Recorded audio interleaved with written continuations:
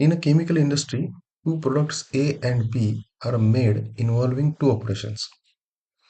The production of B also results in a byproduct of C. So पहिल्यांदा problem statements काय आहेत ते आपण समजून घेऊ. इन केमिकल इंडस्ट्री, एका केमिकल इंडस्ट्रीमध्ये दोन प्रोडक्ट्स बनवायचे आहेत आपल्याला. या दोन प्रोडक्ट बनवले जातात ए अँड बी, आणि हे दोन प्रोडक्ट बनवण्यासाठी आपण दोन ऑपरेशन्स करतो. तर दोन ऑपरेशन्स करून आपण प्रोडक्ट ए अँड बी बनवतो. The production B also results in by product of C. तुम्ही ज्यावेळी प्रोडक्ट बी बनवता त्यावेळी तो प्रोडक्ट बी बनत असताना काय होतो, प्रोडक्ट सी हा बनला जातो, ऑटोमॅटिक तो बनला जातो. बाय प्रोडक्ट आहे तो बीचा. The product A can be sold at ₹3 profit per unit and B at ₹8 profit per unit. तर प्रॉब्लेममध्ये काय दिलं त्यांनी, ए प्रोडक्ट जर सोल्ड झाला, इट कॅन बी सोल्ड म्हणजे आपण तो विकू शकतो, आणि तो विकल्यानंतर आपल्याला प्रॉफिट किती भेटतं, ₹3 पर युनिट एवढं प्रॉफिट भेटतं आपल्याला प्रोडक्ट ए वरती. आणि प्रोडक्ट बी वरती ₹8 प्रॉफिट भेटतं आपल्याला पर युनिट. ए वरती आहे 3 आणि बी वरती आहे 8. द प्रोडक्ट सी और the by product C has a profit of ₹2 per unit. A वरती 3 आहे, बी वरती 8 आहे, आणि बाय प्रोडक्ट सी वरती प्रॉफिट किती आहे, ₹2 आहे per unit. But if unsold the destruction cost is ₹1 per unit. पण जर बाय प्रोडक्ट सी विकला गेला नाही तर त्याची एक डिस्ट्रक्शन कॉस्ट आहे. ती डिस्ट्रक्शन कॉस्ट म्हणजे तो प्रोडक्ट जो काय आहे विकला गेला नाही तर त्याला आपल्याला डिस्ट्रॉय करावं लागतं किंवा डिस्ट्रक्ट करावं लागतं. त्याची असणारी कॉस्ट जी आहे ती ₹1 पर युनिट आहे. Forecast shows that up to 5 units of C can be sold. अंदाज, एक फोरकास्ट काय सांगतो आपल्याला की आपण 5 युनिट्स सी चे काय करू शकतो, सोल्ड करू शकतो, विकू शकतो. The company gets 3 units of C for each unit of A and B product. म्हणजे सी ची क्वांटिटी किती तयार होते बाय प्रोडक्ट सी ची. The company gets 3 units of C.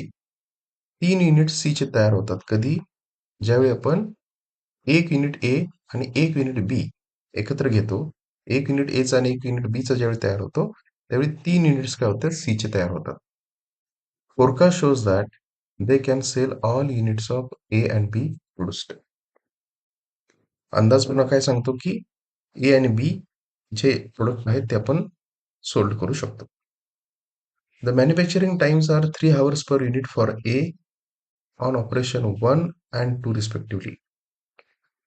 जर मी प्रोडक्ट ए चा विचार केला तर प्रोडक्ट ए साठी आपण प्रोडक्ट ए बनवत असताना आपण दोन ऑपरेशन्स करतो, ऑपरेशन 1 आणि ऑपरेशन 2. आणि दोन्ही ऑपरेशनसाठी आपल्याला वेळ किती लागतो, 3 तास लागतो.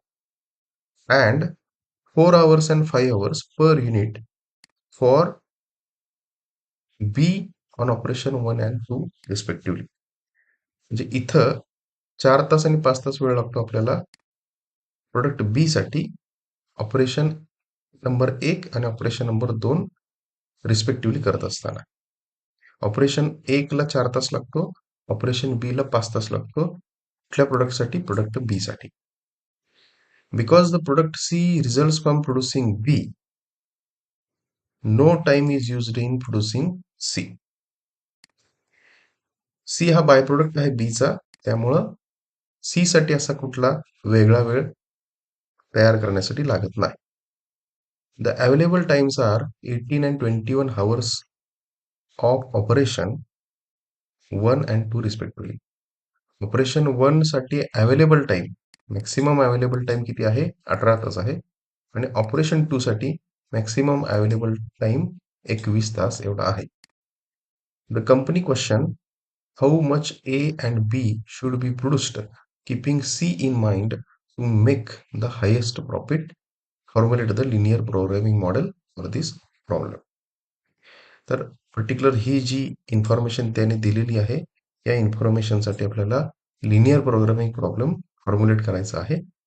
आणखी इथं जे काही कन्स्ट्रेंट आहेत त्या कन्स्ट्रेंटना आपल्याला सॅटिस्फाय करायचं आहे. आणि the company question is how much A and B should be produced keeping C in mind.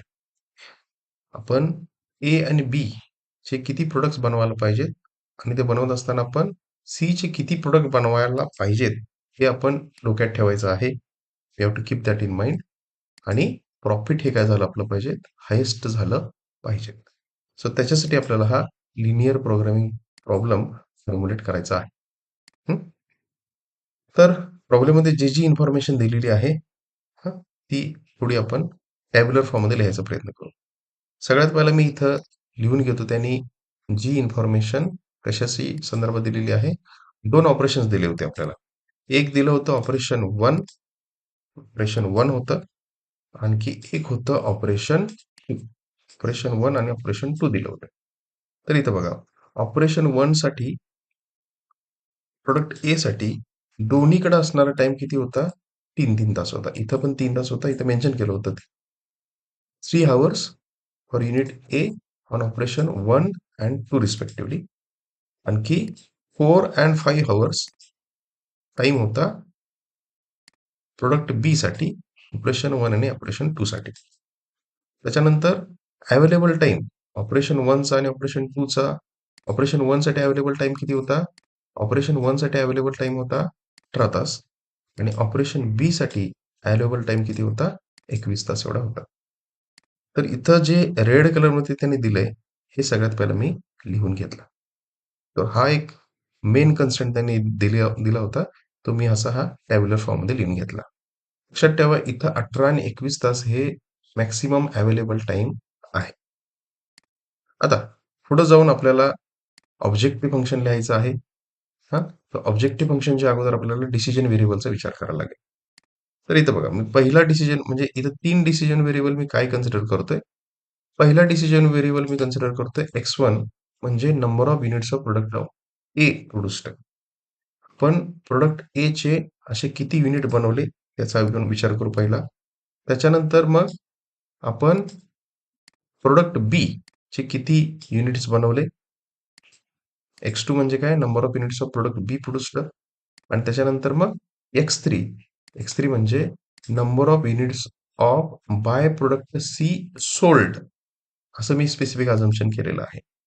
आता हे असं इथं का लिहिलंय? कारण इथं त्यांनी स्टेटमेंट दिलेलं आहे की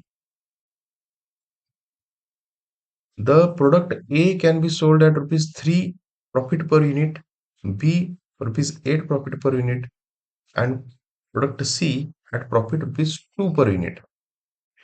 पण इथं त्यांनी कंडिशन दिलेली आहे if unsold the destruction cost is ₹1 per unit. म्हणजे प्रोडक्ट सी च्या बाबतीत 2 केसेस आहेत. एक तर तो विकला जाऊ शकतो किंवा विकला जाणार नाही. विकला गेला तर प्रॉफिट किती आहे? ₹2 पर युनिट आहे. पण तो जर विकला गेला नाही किंवा जे प्रॉफिट अनसोल्ड जे काय आयटम्स आहेत, त्या अनसोल्ड आयटमवरती जे प्रॉडक्ट सी विकले गेलेले नाहीत, त्या प्रत्येक युनिटवरती आपल्याला डिस्ट्रक्शन कॉस्ट किती आहे? ₹1 एवढी आहे. तो आपला लॉस आहे ॲक्चुअली. इथं विकला गेला प्रॉडक्ट सी तर ₹2 प्रॉफिट आहे पर युनिट मागं. पण आपण जेवढे प्रॉडक्ट सी बनवणार आहे, त्या प्रॉडक्ट सी मधले जेवढे सी विकले जाणार नाहीत, सोल्ड होणार नाहीत, त्या प्रत्येक प्रॉडक्ट सी वरती आपल्याला काय आहे? काइंड ऑफ पेनल्टी आहे, काइंड ऑफ डिस्ट्रक्शन कॉस्ट आहे आणि ती किती आहे? ₹1 पर युनिट एवढी आहे. प्रत्येक युनिट मागे आपल्याला ₹1 चार्ज लागतो. त्यामुळे इथं x3 हा जो डिसिजन व्हेरिएबल आहे, आपण काय अझ्युम केलेला आहे? Number of units of by product C sold. म्हणजे इथं सुद्धा इथं आपण मी म्हणेन की प्रॉडक्ट ए, प्रॉडक्ट बी आणि प्रॉडक्ट सी हे तिन्ही सुद्धा सोल्ड झालेले आहेत, विकले गेलेले आहेत. हे आपण अझम्पशन केलेलं आहे आणि त्याच्यानुसार त्याला करस्पॉन्डिंग x1, x2 आणि x3 असं नाव दिलेलं. आता याच्यानंतर बघा, प्रॉफिट फ्रॉम ए आपल्याला माहित आहे ₹3 पर युनिट आहे. त्याच्यानंतर profit from B 8 per unit आहे आणि आता प्रॉफिट फ्रॉम सी आपल्याला व्यवस्थित बघायला लागेल. बघा, प्रॉफिट फ्रॉम सी जर तो सोल्ड झाला तर प्रॉफिट किती आहे? 2 रुपये आहे. विकला गेला तर प्रॉफिट किती आहे? 2 रुपये आहे. आणि त्यांनी एक कंडिशन्स ज्या काही दिलेल्या आहेत त्या कंडिशननुसार destruction cost of unsold C, जर सी प्रोडक्ट विकला गेलेला नाहीये, जे काही प्रोडक्ट विकले गेलेले नाहीत, अनसोल्ड आहेत, त्या प्रत्येकावरती आपल्याला जी कॉस्ट आहे ती कॉस्ट किती आहे? 1 रुपये पर युनिट आहे. आता हे आपल्याला मॅथमॅटिकली लिहून घ्यावं लागेल. तर ते मी मॅथमॅटिकली कसं लिहीन? ते लिहिण्याच्या अगोदर बघा, त्यांनी प्रॉब्लेममध्ये एक महत्वाची कंडिशन दिलेली आहे, स्टेटमेंट दिलेले आहे, की 3 units of C are produced for every unit of A and B. म्हणजे मी ए आणि बी चा एक युनिट बनवला, तर तो एक युनिट बनवल्यानंतर म्हणजे तसे टोटली जर मी ए आणि बी चा विचार केला, तर त्याच वेळी सी चे 3 युनिट बनतात. Every unit of A and B it will give 3 units of C. So इथं प्रॉब्लेम स्टेटमेंट त्यांनी दिलेलं आहे. कुठं होतं प्रॉब्लेम स्टेटमेंट ते? The company gets 3 units of C for each unit of A and B produced. एक A बनला आणि एक बी बनला टुगेदरली, त्यावेळी काय म्हणतो? तसे 3 सी बनतात. 3 युनिट्स ऑफ सी बनतात. तर हे आपल्याला मॅथमॅटिकली लिहून घ्यावं लागेल. तर ते मी मॅथमॅटिक कसं लिहीन? बघा, total C produced x1 belongs to product A, x2 belongs to product B. म्हणजे मी एक ए बनवला, एक बी बनवला, त्यावेळी किती किती सी बनतात? त्यावेळी 3 सी बनतात. त्यामुळे इथं हा x1 म्हणजे इनडायरेक्टली प्रोडक्ट ए, इथं हा x2 म्हणजे इनडायरेक्टली प्रोडक्ट बी, आणि एक ए आणि एक बी ज्यावेळी एकत्र येतात त्यावेळी 3 सी बनतात. त्यामुळे टोटल सी प्रोड्युस्ड जर मी म्हटलं तर ते काय असतील? x1 प्लस x2 याची तिप्पट. x1 plus x2 multiple of 3. त्यामुळे इथं टोटल सी प्रोड्युस्ड किती झाले? 3 इंटू x1 प्लस x2 झाले. पण हे आपण प्रोड्यूस केले आणि आता हे प्रोड्यूस केलेले आपण विकणार. पण आता त्या विकलेल्या सी मध्ये किती सोल्ड झाले आणि किती अनसोल्ड झाले याचा आपल्याला विचार करावा लागेल. बरोबर? आता बघा, इथं मी अनसोल्ड सी म्हणतो. अनसोल्ड सी किती आहेत? बघा, number of units of by product of C sold. Sold आपण कन्सिडर केलेले आहेत x3 एवढे. टोटल सी प्रोड्यूस केलेले किती आहेत? 3 इंटू x1 प्लस x2. म्हणजे किती सी अनसोल्ड झाले, किती प्रोड्यूस केले होते आणि किती सोल्ड झाले याचा डिफरन्स म्हणजे काय असेल? अनसोल्ड सी असेल. तर अनसोल्ड सी म्हणून मी काय घेतला? Total C produced minus number of units of by product of C sold. आपण किती प्रोड्यूस केले त्यातून आपण काय केले? Number of units of by product of C विकले जेवढे गेले ते आपण काय केले? वजा केले. मग आपल्याला ऍक्च्युअल मध्ये काय भेटेल?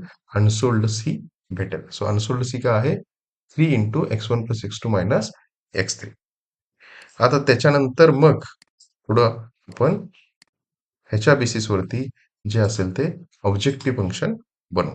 इथं आपण डिसिजन व्हेरिएबल्स ठरवून घेतले. आता आपल्याला ऑब्जेक्टिव्ह फंक्शन लिहून घ्यावं लागेल. आणि हे ऑब्जेक्टिव्ह फंक्शन लिहित असताना मग आपल्याला प्रोडक्ट ए, प्रोडक्ट बी आणि प्रोडक्ट सी जे सोल्ड झालेले आहेत त्याचाही विचार करावा लागेल आणि प्रॉफिटचाही विचार करावा लागेल. आणि जर प्रोडक्ट सी विकला गेला नाही तर अनसोल्ड झाल्यानंतर जी काही डिस्ट्रक्शन कॉस्ट इथं आहे त्या डिस्ट्रक्शन कॉस्टचा सुद्धा विचार आपल्याला करावा. त्यामुळे ऑब्जेक्टिव्ह फंक्शन जर मी लिहायचं म्हटलं तर ते ऑब्जेक्टिव्ह फंक्शन कसं असेल? Maximise 3x1 plus 8x2 plus 2x3. हे काय झालं? निव्वळ प्रॉफिट झालं. आपल्याला माहित आहे ए वरती प्रॉफिट होतं 3 रुपये, बी वरती होते प्रॉफिट 8 रुपये, सी ज्यावेळी सोल्ड झाला त्यावेळी प्रॉफिट होतं 2 रुपये. त्यामुळे इथं मी 3, 8 आणि 2 हे सरळ x1 x2 x3 च्या मागे लिहिलं आणि ऍडिशन केली त्यांची.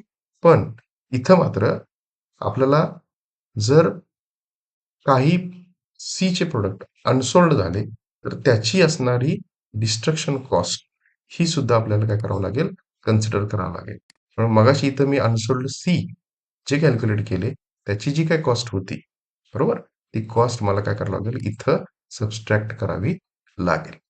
मग हे आपलं काय असेल, ऑब्जेक्टिव्ह फंक्शन असेल. आणि हे ऑब्जेक्टिव्ह फंक्शन मग मी जस्ट काय करून घेईल, सॉल्व्ह करून घेईल. त्याचा सिम्प्लिफाईड फॉर्म जो काय असेल मी तो बनवून घेईन, आणि तो जो मी सिम्प्लिफाईड फॉर्म बनवला तो कसा येईल, इथलं काही x1च्या टर्म्स कॅन्सल होतील आणि आपल्याला मिळेल 5x2 प्लस 3x3. हे काय असेल आपलं ऑब्जेक्टिव्ह फंक्शन असेल. आणि इथं आपल्याला ऑब्जेक्टिव्ह फंक्शन काय करायचं आहे, मॅक्सिमाइज करायचं आहे. कारण इथं प्रॉब्लेम मध्ये त्याने लिहिलेलं आहे highest profit, to make highest profit. To make highest profit करायचं आपल्याला. त्यामुळं झेड हा काय असेल आपला, झेड मॅक्स असेल. तर हे आपण इथं काय करून घेतलं, आता ऑब्जेक्टिव्ह फंक्शन लिहून घेतलं. आता ऑब्जेक्टिव्ह फंक्शन नंतर आपल्याला कन्स्ट्रेंट जे काय असतील त्या कन्स्ट्रेंटचा काय करावं लागेल, विचार करावा लागेल. तर कन्स्ट्रेंटच्या बाबतीत त्यांनी जे जे कन्स्ट्रेंट दिलेले आहेत ते आपण आता इथे लिहून घेऊ. सो पहिला कन्स्ट्रेंट बघा, ऑपरेशन 1च्या टाइमचा कन्स्ट्रेंट त्याने दिलेला आहे, जो मी इथं आता टॅब्युलर फॉर्म लिहून घेतला. ऑपरेशन 1 साठी आणि ऑपरेशन 2 साठी अवेलेबल टाइम 18 होता आणि अवेलेबल टाइम 21 होता. तो मी इथं आता लिहून गेलो. थोडीशी मी विंडो मिनिमाइज करतो जेणेकरून एकाच वेळी आपल्याला दोन टेबल दिसतील. सॉरी. Okay, great. तर बघा, ऑपरेशन 1 साठी प्रोडक्ट ए वरती टाइम होता 3 आणि प्रोडक्ट बी वरती होता टाइम 4 आणि टोटल होता 18. सो टोटल 18 होता. त्यामुळे इक्वेशन माझं कसं असेल, 3x1 plus 3x1 plus 4x2 is less than or equal to. इथं आपल्याला less than or equal to साईनचा उपयोग करावा लागेल, कारण की 18 तास हे मॅक्सिमम अवेलेबल आहेत. त्यामुळं अवेलेबिलिटी देत असताना लेस दॅन ऑर इक्वल टू 18च आपल्याला द्यावं लागेल. हे झालं ऑपरेशन 1 साठी. तर तेच जर मी ऑपरेशन 2 चा विचार केला, ऑपरेशन 2 चा विचार केला, ऑपरेशन 2 साठी सुद्धा त्यांनी दिलेला आहे, टाइम कन्स्टंट त्यांनी दिलेला होता. सो ऑपरेशन 2 साठी प्रोडक्ट ए वरती टाइम किती होता, 3, प्रोडक्ट बी साठी होता 5 आणि टोटल अवेलेबल टाइम होता 21. बरोबर, हा झाला दुसरा कन्स्ट्रेंट.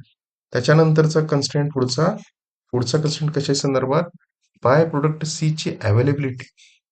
बरोबर, प्रोडक्ट सी च्या अवेलेबिलिटीचा कन्स्ट्रेंट त्यांनी दिलेला होता. तर तो कन्स्ट्रेंट काय होता, की x3चं उत्तर हे नेहमी बघा इथं इथं त्यांनी दिलं होतं 3 units of C are produced for every unit of A and B. आता बघा, x1 corresponds to x1 corresponds to product A, x2 corresponds to product B. Product A चा एक युनिट बनवला, प्रोडक्ट बी चा एक युनिट बनवला, एकत्रितरित्या मी घेतलं x1 प्लस x2 आणि असे एक युनिट ए आणि एक युनिट बी एकत्र आले त्यावेळी 3 युनिट सी चे बनतात. बरोबर, ते 3 युनिट काय बनतात, सी चे बनतात. त्यामुळे इथं x3 जे काय आहे, x3 आपण काय अजून केलेलं आहे, number of units of by product of C sold. त्यामुळे नेहमी x3 चं उत्तर हे एक युनिट ए चा आणि एक युनिट बी चा एकत्रितरित्या येऊन बनतात. त्याची व्हॅल्यू ही नेहमी x3 पेक्षा काय असेल, जास्त असेल. बरोबर, x3 हा number of units of by product of C sold, किती विकले गेलेले आहेत तो कन्स्टंट झाला.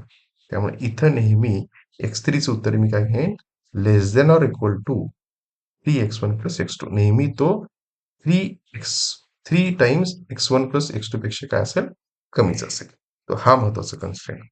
त्याच्यानंतरचा कन्स्ट्रेंट मला कन्सिडर करावा लागेल, तो म्हणजे sales limit of constraint for C. त्यांनी सरळ सांगितलेलं आहे, इथं forecast shows that up to 5 units of C can be sold.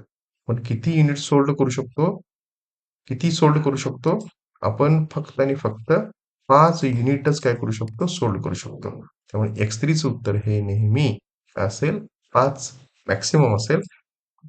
नेहमी ते 5 पेक्षा काय असणार, कमीच असणार, किंवा ते ॲटमोस्ट किती असणार, 5च एवढा असणार. ह्याच्यानंतर आपल्याला कन्सिडर करावं लागतील non negativity constraint. So non negativity constraint म्हणजे नेहमी x1, x2 आणि x3 याचं उत्तर काय असणार? पॉझिटिव्हच असणार. म्हणजे जे प्रोडक्ट आपण बनवलेले आहेत ते एकतर आपण बनवणारच नाही, म्हणजे त्याचं उत्तर एकतर तुम्ही 0 घेऊ शकता किंवा त्याचं उत्तर तुम्ही पॉझिटिव्ह घेऊ शकता.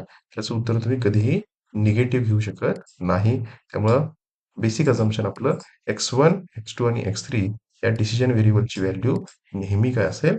0 पेक्षा जास्त असेल. सो बेसिकली ऑब्जेक्टिव्ह फंक्शनचा जर मी विचार केला तर हे माझं झालं ऑब्जेक्टिव्ह फंक्शन. हे झालं माझं ऑब्जेक्टिव्ह फंक्शन.